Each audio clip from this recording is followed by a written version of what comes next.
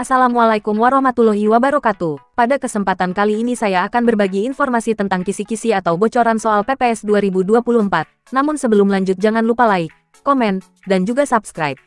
Pada kesempatan kali ini saya akan berbagi informasi mengenai contoh pertanyaan tes wawancara PPS 2024. Semoga ini menambah pengetahuan kita bersama.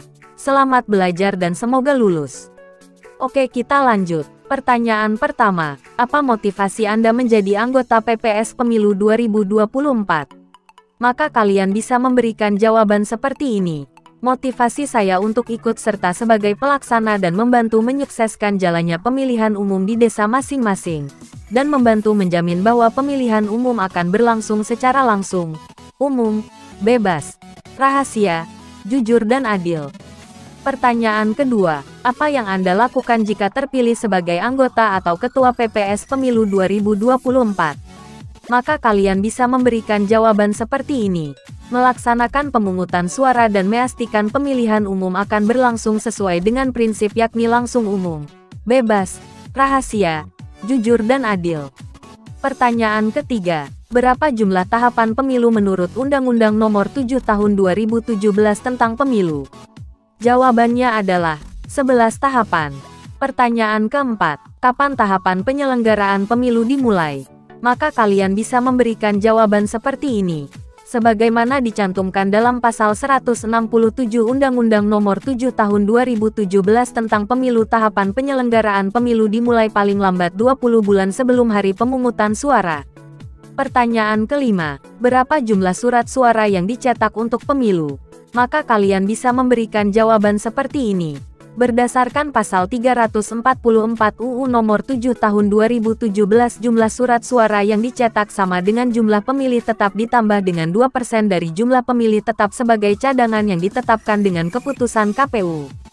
Pertanyaan keenam, berapa jumlah pemilih pemilu untuk setiap TPS? Maka kalian bisa memberikan jawaban seperti ini. Pasal 350 UU Nomor 7 Tahun 2017 tentang Pemilu menyatakan pemilu untuk setiap TPS paling banyak 500 orang. Pertanyaan ketujuh, PPS wajib memperbaiki DPS berdasarkan masukan dan tanggapan paling lama.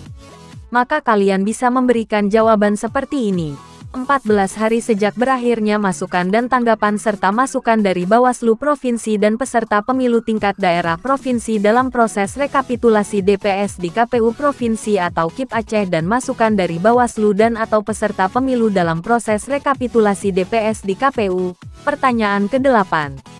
Berapa lama PPS mengumumkan daftar pemilih sementara hasil perbaikan atau DPS-HP pada tempat yang mudah dijangkau untuk mendapat masukan dan tanggapan masyarakat dan atau peserta pemilu? Maka kalian bisa memberikan jawaban seperti ini. 7 hari. Pertanyaan ke-9.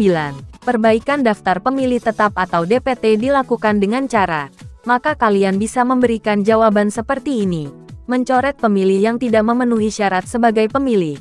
Melengkapi atau memperbaiki elemen daftar pemilih, dan menambah pemilih baru.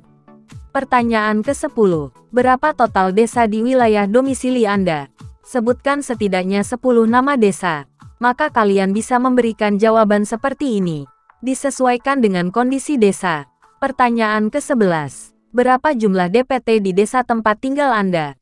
Sebutkan secara rinci. Maka kalian bisa memberikan jawaban seperti ini. Disesuaikan dengan kondisi desa. Pertanyaan ke-12. Apa saja tugas dan wewenang dari anggota PPS? Sebutkan di antaranya. Maka kalian bisa memberikan jawaban seperti ini. Wewenang anggota PPS salah satunya adalah menetapkan hasil perbaikan DPS untuk menjadi DPT. Sementara tugas dari PPS adalah melakukan rekapitulasi pengembalian surat pemberitahuan pemungutan suara yang diterima dari KPPS dan menyampaikannya kepada KPU Kabupaten, Kota melalui PPK. Pertanyaan ke-13. Ceritakan tentang diri Anda secara singkat. Maka kalian harus memberikan jawaban tentang latar belakang minat dan pengalaman Anda. Pertanyaan ke-14. Bagaimana sikap Anda ketika dihadapkan pada dua pilihan yang sama penting antara tugas PPS dan tugas domestik lain? Maka kalian bisa memberikan jawaban seperti ini. Saya akan lebih mengutamakan tugas PPS karena saya sadar akan kewajiban untuk melaksanakan tugas demi kelancaran pelaksanaan pemilu 2024. Pertanyaan ke-15. Kontribusi apa yang bisa kamu berikan untuk posisi ini? Maka kalian bisa memberikan jawaban seperti ini.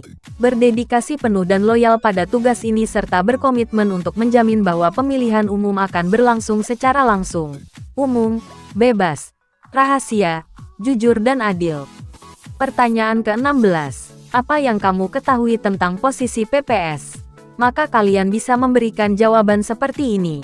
Panitia yang dibentuk oleh KPU KIP Kabupaten, Kota untuk menyelenggarakan pemilu di tingkat kelurahan, desa atau nama lain.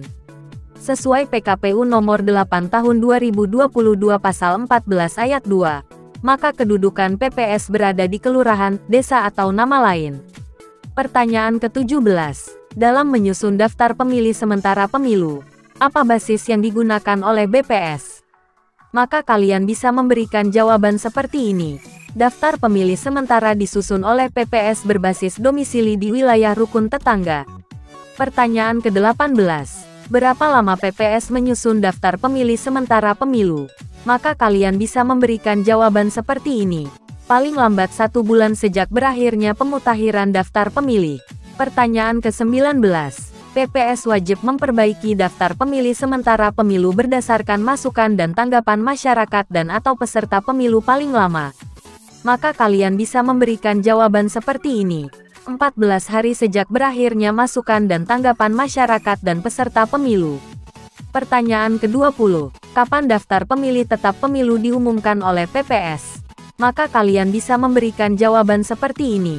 Daftar pemilih tetap diumumkan oleh PPS sejak diterima dari KPU Kabupaten Kota sampai hari pemungutan suara. Mungkin cukup sekian dulu informasi dari saya. Jangan lupa ikuti terus channel ini karena akan ada part selanjutnya.